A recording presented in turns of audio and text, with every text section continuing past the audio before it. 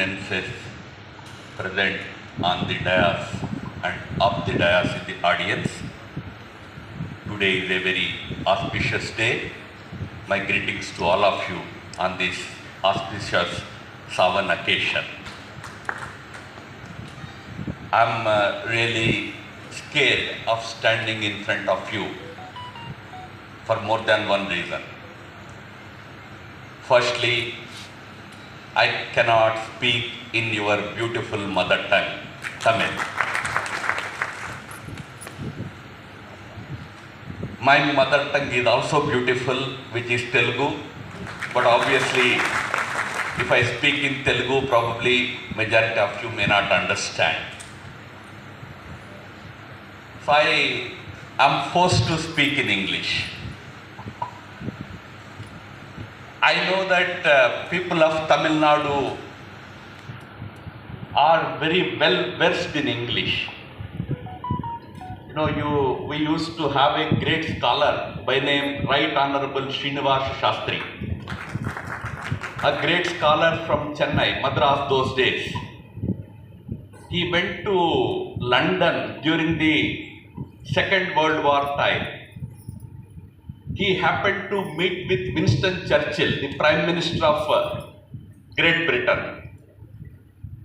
While conversing with Churchill, Mr. Srinivasa Shastri felt that Churchill's English was grammatically wrong. Now, Shastriji was a scholar. Scholars are seldom afraid of anybody. So he told Churchill that, Mr. Churchill, your English is grammatically wrong. Churchill was taken aback. Here is a guy whom we taught English, who we are ruling over their country, and this fellow comes to me and tells me that my English is wrong. But Churchill was a gentleman, so he did not get angry. He only told Shastri that, Mr. Shastri, what we Englishmen speak is English, the grammar just follows. For most of us, grammar only follows. But nevertheless, I know people of Tamil Nadu understand English better. So I have to settle for English for a little while that I would speak. My second problem is to come as the last speaker after many long speeches, very good speeches, after 3-4 speeches, to be made the last speaker of the day. No, as a student while studying my engineering course, I read a book called How to Win Friends by Dale Carnegie. Some of you might have read it. If anybody writes a parody to it, How to Win Enemies, one of the principles will be to become the last speaker in a program after many people have spoken, and you become the last speaker and talk for too long. Sure way of winning more enemies. So I don't have any intention of winning too many enemies. We already have enough enemies. So I will try to be certainly very brief. I am reminded of a very funny incident. You know, one fellow like me came as the last speaker. Many people have spoken at length about what all happened about the subject of the day. This guy started speaking for long. So one of the audience by then he was so bored, he frustrated, he picked up a stick and started running towards the dais. Naturally, this speaker got scared. He said, no, I'm not going to give a long speech. Please don't get too annoyed, too angry. That guy said, no, you carry on. Whatever you want to do, you do. I'm looking for the fellow who called you. So I don't want to put Mr. Vinod in that situation that you catch hold of him afterwards. So let me be very brief. But at the very outset, let me pay my greatest obeisance respect to this great land of Tamil Nadu, friends. Let us not arrogate this great responsibility of teaching patriotism to people of Tamil Nadu. Tamil Nadu's every person is a great patriot. Patriotism is not the property of any party, nor any movement.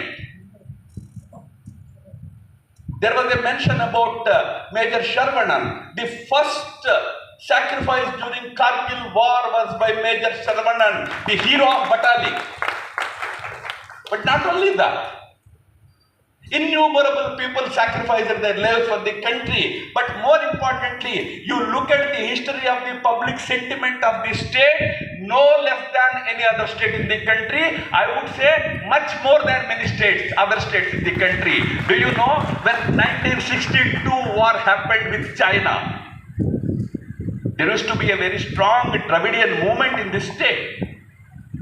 Annadurai was the face of the public leadership of the state. Entire Tamil Nadu stood like one man behind Indian Army. Tamil Nadu contributed 35,000 rupees to National Army Welfare Fund. One of the highest contributions came from Tamil Nadu. Are we questioning the patriotism of those people? In 1971, when there was a war against Pakistan, again people of Tamil Nadu contributed the highest amount for Indian Army welfare, 3.5 crores. And during Kargil war, highest public support again came from Tamil Nadu. 30 crores Tamil Nadu contributed for Kargil welfare fund. So when we say that Tamil Nadu needs to be taught patriotism, we are making a mistake. We are insulting the people of Tamil Nadu. People of Tamil Nadu are as patriotic as any other people in the country. We are all proud of this great country, a great state which has done so much for our country. In any state, in any part of the country, there can be people professing different ideologies. But every other ideology, if we start questioning, and if we giving certificates of patriotism and anti-nationalism to them, we are doing great injustice to our own people.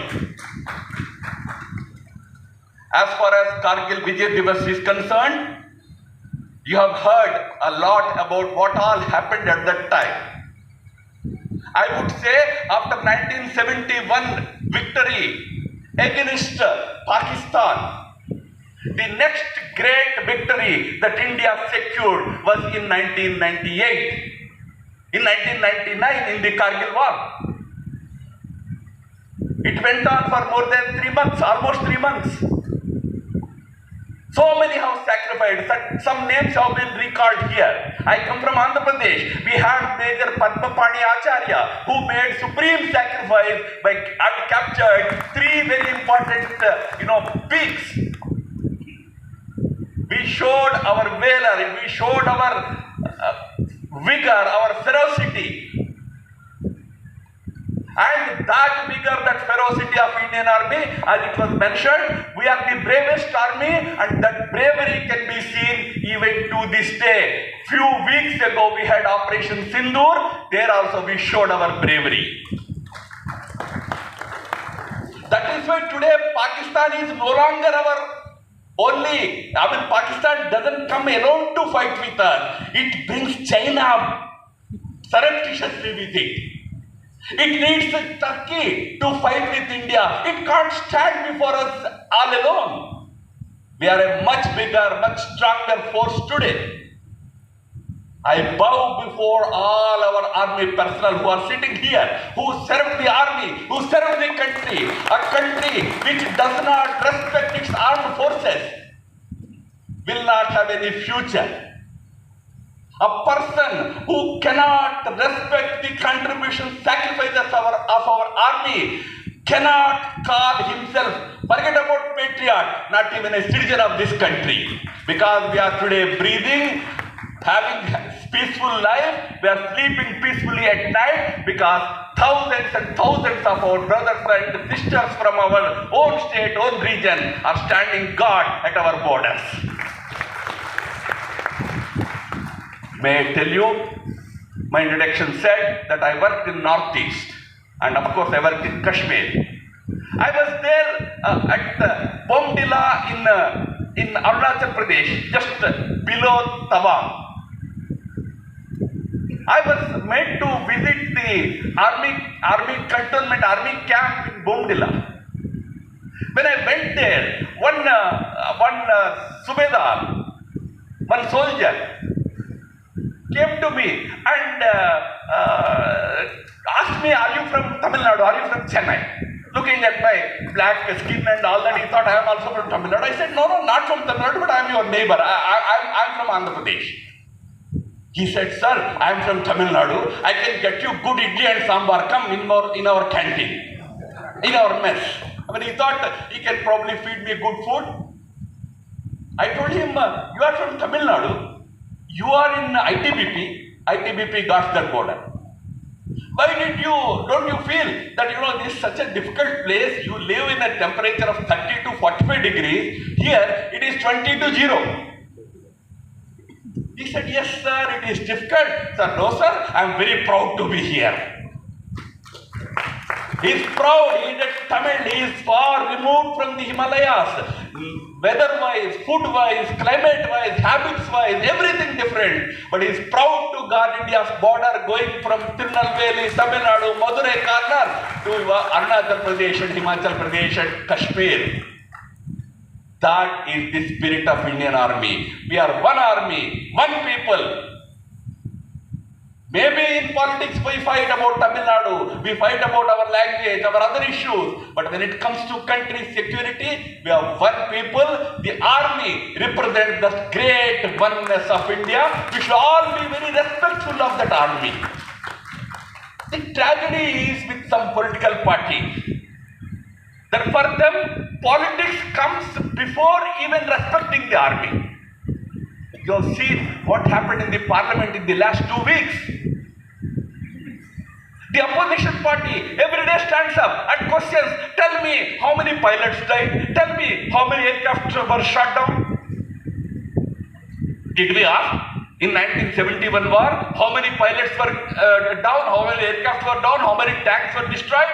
Do we really think about that? In a war there will be hits and misses. What we should always be proud of is what our army has achieved for us. In Operation Sindoor, our army taught us such a massive lesson. Remember, not just to Pakistan, don't make that mistake. The lesson was not just to Pakistan, but the combined force of China, Pakistan, Turkey and Azerbaijan. 4 enemies coming together, and we stood one army of India stood like a rock and defeated all the 4 of them, taught them a big lesson. You are not proud of that? You are not happy about that? You are asking, no. How many tires were punctured? How many bullets were dropped? This is the problem in India, friends. Not today. Since we are talking about Kargil war, I very vividly remember I used to edit a magazine those days. In Kargil war also we have seen the same mindset of this party. Madam Sonia Gandhi, those days gave a speech in the parliament. She first of all demanded there should be a special session in parliament about Kargil war. Special session was called. In the special session she said, "I don't support the government. I don't consider that this government has brought victory. Okay, maybe army won, but government lost." Congress party refused to celebrate Kargil Divas for years and years. Kargil Vijay Divas was not supported. Did the soldier fighting for India think about BJP and Congress when he was facing the enemy? He only thought about India and India's integrity, and you don't have the sense of respecting that soldier. That's why I said, those who do not respect our soldiers do not have a right to call, much less patriots, at least even call themselves as citizens of this country. So today our armed forces are a pride of our country and a great scare of many of our rivals. This happened because we have a leadership also in this country which has full faith in Indian Army. I was at the Pangangso Lake just last week. I was at one of our bases there. The major, they told me, sir, we don't have any politics in our army. Armed forces are above politics. But we can very happily tell you, we are so proud, so happy, and so confident today that if tomorrow some Chinese fellow tries to enter my territory, I don't have to wait for permission from Delhi to counter him. I can simply take out my gun and shoot him. Nobody is going to question me. That is the kind of freedom Prime Minister Modi gave to me today. We are very confident. We are teaching a very big lesson to our adversaries. Pakistan is a tiny adversary. It cannot stand us one day. That's why it is seeking help from China, Turkey, Azerbaijan, whoever is there to help them, it's going begging for help from them. But we have a formidable challenge from China. Even on that front, today we are standing with a lot of strength, courage and determination. It happened because we have a leadership in Prime Minister Modi who trusts Indian Army, its ability to take the challenges and bring victory to our country. Don't question them, have faith in them. That is why today we changed our tactic also. Until now, when China violated our borders, we used to go to them diplomatically, begging them to go back. Violations of our border have happened innumerable number of times. May I give you, in 2011, A.K. Antony was India's defense minister. He told the parliament that in that 1 year, 2011-2012, there were 600 border violations by China. 600. But every time border violation happened, we used to send a love letter to Beijing. We used to ask them, please go back. They would sit there for 20 days and they'll go back. But what happened at Galwan, you know, when they tried to cross into our side, we did not send just a love letter, we sent our army also. Today, we are of course following diplomatic protocol, strong diplomatic response, but also strong ground response today. If you try and encroach my territory, I'm not going to send you just a love letter, I'm going to send you a bullet, a bomb, a weapon. China moved its armies, we moved our armies to Ladakh. China moved its tanks, we moved our tanks. China moved aircraft, we moved our aircraft. China built bases, we built bases. We are standing eyeball to eyeball today. No problem, 4 years, we will stand because every inch of our territory is a matter of pride for us. We are not letting an inch of our territory to be illegally occupied by anybody. That doesn't mean we are warmongers. We don't want war. We want peace. But peace can be bargained only through strength. Peace of a weakling is surrender. We are not going to surrender. We have faith in our armed forces. We have faith in our armed forces leadership. With our faith in them, we will secure every inch of our territory. That is the determination of our government today. The government belongs to everybody. So on this day, on this Kargil Vijay Divas, remember that the whole country must stand united behind our army. Rest the army will take care. As I said, army has no party, army has no color, no religion, no language. Everybody is there in the Indian army. But army's only motivation is Jai Hind. The Hindustan should win. The country should win. The political leadership, today's political leadership is giving all the support that is needed for our army, for our army to bring pride, laurels to our country. We only hope that the opposition party, especially the Congress leadership, understands this. That when it comes to nation, when it comes to army, we are all one. I gave you the example of people of Tamil Nadu. How, irrespective of them having ideological differences with the then Congress party, 62 war, Annadurai was the chief minister of Madras province. Those days it was Madras province. Karunanidhi was the opposition leader. But DMK fully supported the movement.